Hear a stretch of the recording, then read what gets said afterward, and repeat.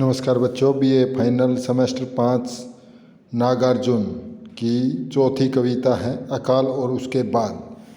तो इसमें अकाल पड़ता था हमारे देश में, तो अकाल पड़ने पर क्या है, देश में कोई अन्न पैदा नहीं होता था, जिससे लोग भूखे रहते थे, घर का चूल्हा भी नहीं जलता था। उस स्थिति का वर्णन किया है। और अकाल ख़त्म होने के बाद अन्न घर में आने से फिर से घर का चूल्हा और चक्की चलती है, उसका इस कविता में वर्णन किया। ये छोटी कविता है। हाँ, पहले हम इसका सार करेंगे। ये नागार्जुन की कविता है। कविता का सार। कवि कहता है कि अकाल और उसके बाद नागार्जुन की एक चर्चित एवं लघु कविता है। इस कविता के दो छंदों में से एक उन्होंने अकाल की भयानकता और दूसरे अकाल के बाद का हर्षोल्लास का चित्रण किया गया है। अकाल की स्थिति प्रकट होने पर बहुत दिनों तक न तो चूल्हा जला न ही चक्की चली। मनुष्य तो मनुष्य, पशुओं को भी खाने को कुछ नहीं मिला।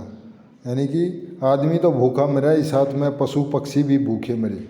दीवारों पर छिपकलियाँ भी गश्त लगाती रही और चूहों, यानी कि जब घर में कोई काम ना हो तो छिपकलियाँ घूमती रहती हैं। गश्त का मतलब है चक्कर काटना।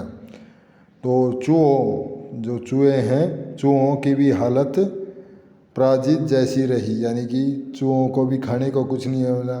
परंतु अब जब अकाल समाप्त हो गया है तो घर में अनाज के दाने आए, तो घर के आंगन में चूल्हा जला और घर भर की लोगों की आंखों में एक विशेष प्रकार की चमक आ गई। यानी कि घर में अकाल ख़त्म होने के बाद फिर से खाना बनने लगा और घर के लोगों की आंखों में चमक आ गई। नहीं तो भूखे और आलस के कारण दुखी रहते थे। यही नहीं, कौवे भी, जो कौवे हैं, आलस छोड़कर अपनी पाँख खुजलाने लगे। यानी कि वे भी हमारी मंडेर पर बैठकर रोटी खाने के लिए चहचहाट करते हैं।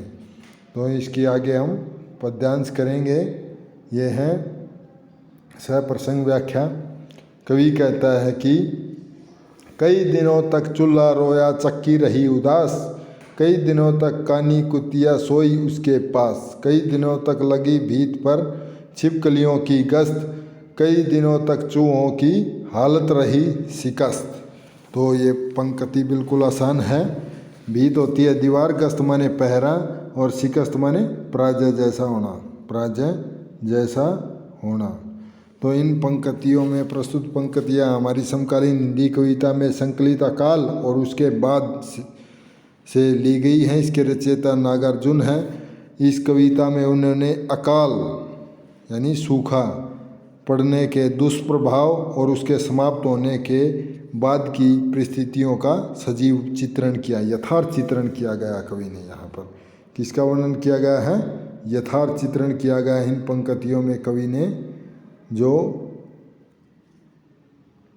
तो यहाँ पर कवि कहता है कि कई दिनों तक चूल्हा रोया, चक्की रही उदास। अकाल पड़ने के बाद कई दिनों तक चूल्हा रोता रहा, अर्थात चूल्हा जला ही नहीं। चूल्हे की सभी गतिविधियाँ समाप्त हो गई।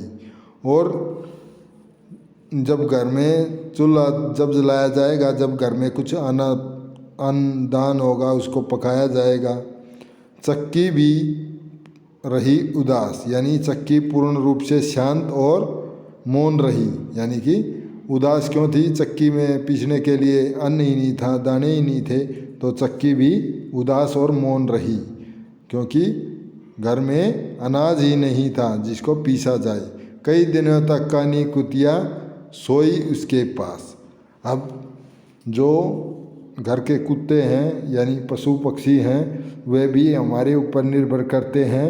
यदि उनको रोटी न मिलेगी तो वे भी उदास रहेंगे। तो जो घर की पास वो कानी कुतिया थी, वह भी चूल्हे और चक्की के पास आकांक्षा कि कब रोटी बनेगी, उसके कई दिनों तक उसी के पास सोई रही कि उसको भी कब अनाज पीसा जाएगा, कब चूल्हा जलेगा, तब उसकी भूख मिटेगी।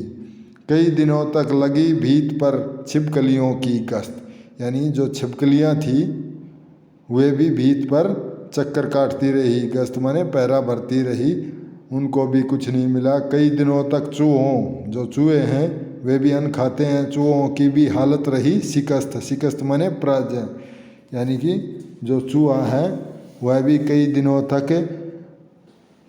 तक अत्यंत कमज़ोर और परास्त जैसे भूखा मरता रहा, यानी कि उनकी हालत भी बहुत ही खराब रही, उसको भी अन्न नहीं मिला। तो प्रस्तुत पंक्तियों में क्या है, इनमें अकाल में कही जाने वाली प्राकृतिक आपदा के दुष्प्रभावों का वर्णन किया गया है। भाषा सहज सरल खड़ी बोली है। और इनमें क्या है, मानवीकरण अलंकार का प्रयोग किया गया है और वर्णनात्मक शैली है, दृश्य बीम है, तत्सम तद्भाव शब्दावली है, प्रसाद गुण सर्वत्र है। और इसकी अगली है, अकाल खत्म होने के बाद जो हालात होते हैं उसका वर्णन इन पंक्तियों में किया गया है कवि ने। अब इसका वर्णन करेंगे हम। दाने आए घर के अंदर कई दिनों के बाद, धुआं उठा आंगन में ऊपर कई दिनों के बाद, चमक उठी घर भर की आंखें कई दिनों के बाद, कोए ने खुजलाई पांखें कई दिनों के बाद।